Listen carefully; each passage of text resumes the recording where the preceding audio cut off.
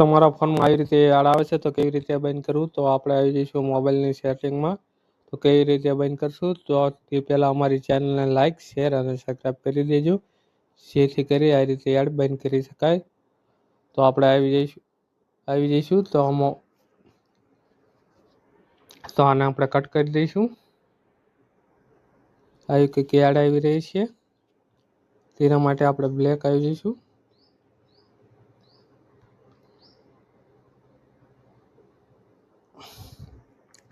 એના માટે આપણે આવી જવાનું છે સેટિંગમાં.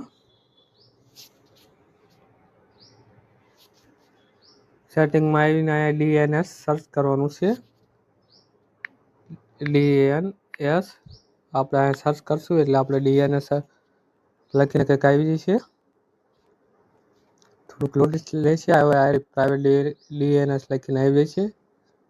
અહીંયા આપણે પ્રાઇવેટ DNS ઉપર ક્લિક કરવાનું છે અને આ પ્રાઇવેટ DNS ઉપર ક્લિક કરી અહીંયા DNS એડ્રેસ લખી દેવાનું છે. હું આ DNS એડ્રેસ લખી દઈશ. તો કેવી રીતે લખવાનું DNS એડ્રેસ, તો હું તમને DNS એડ્રેસ લખીને બતાવું.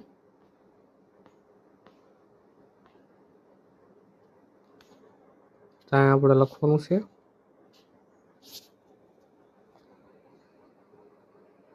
DNS address. આ રીતે આપણે લખી દેવાનું, પછી સેવ કરી દેવાનું છે. ત્યાર પછી બ્લેક આવી જવાનું છે. આપણે મોબાઈલની સ્ક્રીન ઉપર એડ થતો હોય તો એને કેવી રીતે બંધ કરવાનું છે, તો આપણે આવી જવાનું ક્રોમ બ્રાઉઝર ઉપર. ક્રોમ બ્રાઉઝર ઉપર આવીને ક્લિક કરવાનું છે. ત્યાર પછી આ સેટિંગમાં આવી જવાનું છે. આ સેટિંગ ઉપર આપણે ક્લિક કરશું. સેટિંગ ઉપર ક્લિક કરીને આપણે થોડાક નીચે આવશું. ત્યાર પછી અહીંયા સાઈડ સેટિંગ દેખાય છે, એની ઉપર ક્લિક કરવાનું છે. પછી થોડાક નીચે આવશું. અહીંયા લખેલું આવશે પોપઅપ UPS. એની ઉપર પોપઅપ ઉપર ક્લિક કરવાનું છે અને અહીંથી આ ઓપ્શન ચાલુ હોય, આ રીતે ચાલુ હોય તો એને બંધ કરી દેવાનું છે. પછી બ્લેક આવી જઈશું.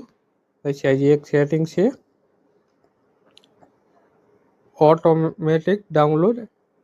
એને આપણે આ રીતે ચાલુ હોય તો બંધ કરી દેવાનું છે. ત્યાર પછી નીચે આવશું થોડાક.